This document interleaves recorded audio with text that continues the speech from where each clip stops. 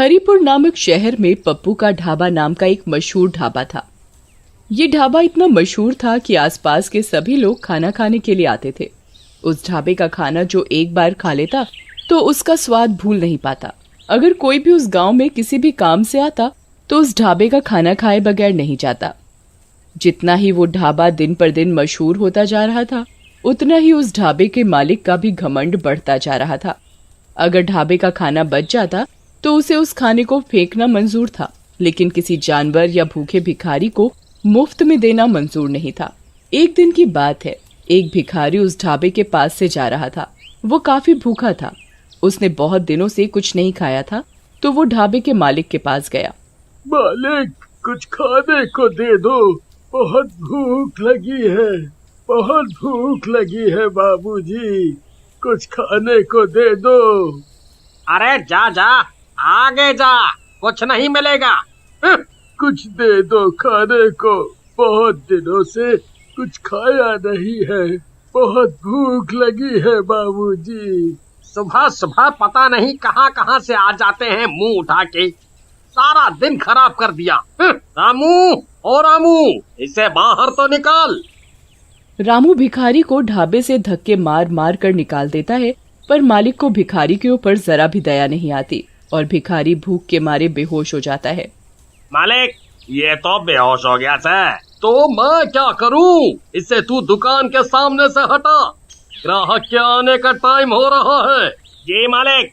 मालिक, मालिक, लगता है ये मर गया।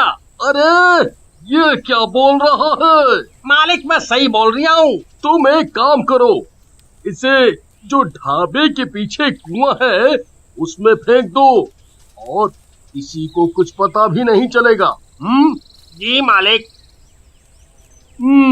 रामू, किसी को कुछ पता तो नहीं चला? किसी ने देखा तो नहीं? नहीं मालिक। आज का तो दिन ही खराब गया। और कोई ज्यादा ग्राहक भी नहीं आए। कल सभी टाइम पर आ जाना, नहीं तो तुम्हारे पैसे काट लूंगा। जी मालिक। मालिक अपने सभी नौकरों को छुट्टी देकर वो भी अपने घर चला जाता है। मालिक को रास्ते में ऐसा लगता है जैसे कोई उसके पीछे पीछे चल रहा है। तभी मालिक रुक जाता है और पीछे देखने लगता है, पर वहाँ कोई नहीं होता। अरे मेरा वहम होगा। और वो चलने लगता है। तभी उसे अचानक कोई जोर से थप्पड़ मारता है। वो अपने चारों ओर देखता है, पर कोई नहीं था। वो जल्दी जल्दी चलने लगता है और अपने घर पहुँच जाता है। अरे भाग्यवान, जल्दी से खाना लगा दो, बड़े जोरों की भूख लगी है। जी अभी लाई। जैसे ही पत्नी खाना लेकर आती है, तभी भिखारी भूत उसकी पत्नी को जोर से धक्का देता है, जिसके कारण पत्नी के हाथ से सारा खाना गिर जाता है। अरे भाग्यवान, ये क्या किया? सारा खाना गिरा दिया। जी पता नहीं कैसे गिर गया, मुझे ऐसा लगा जैसे किसी ने मुझे धक्का दिया हो। आज का तो सारा दिन ही खराब गया। अगली सुबह मालिक अपने ढाबे पर काउंटर पर बैठा होता है। तभी एक ग्राहक आता है और कुर्सी पर बैठ जाता है और खाने का ऑर्डर देता है। रामू, जल्दी से खाना लेकर आओ। ये कैसा खाना है, इतना तीखा? क्या हुआ, खाना अच्छा नहीं है? ये कैसा खाना है? रामू, ओ रामू, आज तुमने ये कैसा खाना बनाया है? मालिक, पता नहीं कैसे हो गया, खाना तो अच्छा ही बनाया था। आज भी मालिक की कोई कमाई नहीं हुई थी और सारा खाना ऐसे ही वेस्ट हो जाता है। ये देखकर भिखारी बहुत खुश होता है। अगले दिन मालिक अपने नौकर से कहता है, आज ऐसा खाना बनाना कि लोग उंगलियां चाटते रह जाएं। और सभी नौकर और रामू खाना बनाने में लग गए। खाना बनकर तैयार हो जाता है।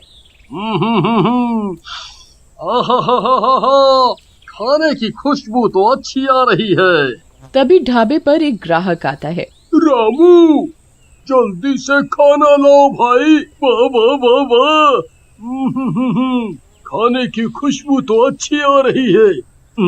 ग्राहक जैसे ही खाना खाने के लिए बैठता है, तभी उसकी थाली से अचानक रोटी गायब हो जाती है। अरे रोटी कहाँ गई? अभी तो थी। वो डर जाता है। वो रामू का आवाज लगाता है। रामू, रामू। जी साहब, क्या हो गया साहब? अरे रामू, मेरी रोटी गायब हो गई। अरे ऐसे कैसे हो सकता है साहब, आपका वहम होगा। ये सारा करा धरा भूतिया भिखारी का था। वही सब ग्राहकों को परेशान और डरा रहा था। ग्राहक डर के मारे भाग जाता है। ढाबे के मालिक को समझ नहीं आ रहा था कि आखिर चक्कर क्या है। ऐसा रोज का काम हो गया और दिन पर दिन ढाबे के मालिक की कमाई कम होने लगी। एक दिन की बात है, शहर से कुछ लोग गांव की तरफ जा रहे थे। उन्हें पप्पू का ढाबा दिखाई दिया। उन्होंने उस ढाबे का नाम काफी सुन रखा था, तो वो ढाबे पर खाना खाने के लिए रुक गए और वो खाने का ऑर्डर करते हैं। रामू खाना लेकर आता है तो वो खाना खाने बैठते हैं तो उनकी शाही पनीर की सब्जी चिकन की सब्जी में बदल जाती है, जिसे देख वो घबरा जाता है। वो जैसे ही पीने के लिए पानी का ग्लास उठाते हैं तो भूतिया भिखारी सारा पानी उनके सिर पर डाल देता है और वो जोर जोर से चिल्लाने लगता है, भूत भूत भूत, अरे इस ढाबे पर तो भूत है। और वो वहाँ से भाग जाता है। देखते ही देखते ढाबे पर रोज अजीबोगरीब घटनाएं होने लगी। लोग उस ढाबे को अब भूतिया ढाबे के नाम से जानने लगे। एक दिन रात को ढाबे का मालिक जब ढाबे के गल्ले से पैसे निकालने के लिए गल्ला खोलता है तो वो देखता है कि इसमें तो एक भी पैसा नहीं है और पैसे की जगह मालिक को उस भिखारी का सर दिखाई देता है। भूत भूत, अरे ये तो वही भिखारी का सर है जिसे मैंने कुएं में फेंकवा दिया था। फिर ये इधर आया तो आया कैसे? मालिक की आवाज सुनकर ढाबे के सारे लोग मालिक के पास एकत्रित हो जाते हैं। क्या हुआ भाई साहब, आप इतना घबराए हुए क्यों हैं? ये देखो, हमारे गल्ले में भूत है। यहाँ उस भिखारी की खोपड़ी रखी है और उधर से पैसे गायब हैं। ये सुन सारे लोग बहुत घबरा जाते हैं। अरे भाई साहब, ऐसा कैसे हो सकता है? जाओ, तुम एक बार गल्ला खोल के देख लो, तुम्हें वहाँ एक खोपड़ी मिलेगी। वो एक भूत है, भूत। वो आदमी मालिक की बात सुनकर ढाबे का गल्ला खोलता है, पर वहाँ ना तो कोई खोपड़ी होती है और साथ ही उधर उसके पैसे रखे होते हैं। अरे क्या भाई साहब, लगता है आपकी तबीयत ठीक नहीं है। आपने नींद में कोई सपना देख लिया है। आपको आराम करने की आवश्यकता है। अरे नहीं भैया, मैंने यहाँ सच में एक खोपड़ी देखी थी। मैं बिल्कुल सच बोल रहा हूँ। मालिक अपनी बात सबको मनवाने की कोशिश करता है, पर कोई उसकी बात नहीं सुनता और ना ही विश्वास करता है। तभी रामू मालिक के पास आता है।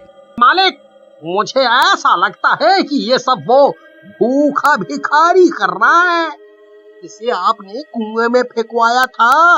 वही, उसके भूखे होने की वजह से उसकी मौत हो गई थी और इसी वजह से उसकी आत्मा हमारे ढाबे में भटक रही है और आपको दिन रात परेशान कर रही है।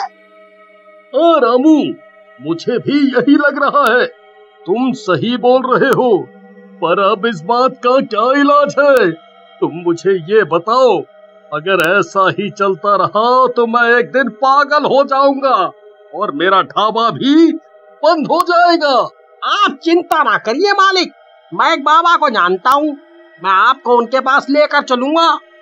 उनके पास हमारी परेशानी का कोई ना कोई हल जरूर होगा।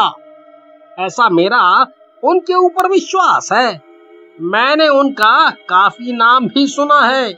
वो सबकी परेशानी दूर कर देते हैं अपनी पूजा पाठ से। रामू और उसका मालिक अगले ही दिन बाबा के पास जाते हैं।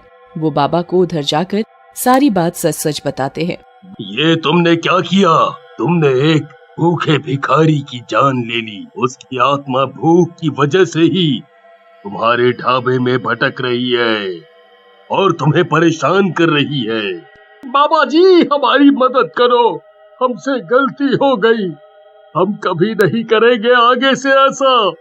हमें माफ कर दो बाबा। बाबा अपनी शक्ति से उस भिखारी की आत्मा को बुलाता है। मुझे किसी ने परेशान किया तो मैं सबको मार डालूंगा। मुझे माफ कर दो, मुझे माफ कर दो, मुझसे गलती हो गई।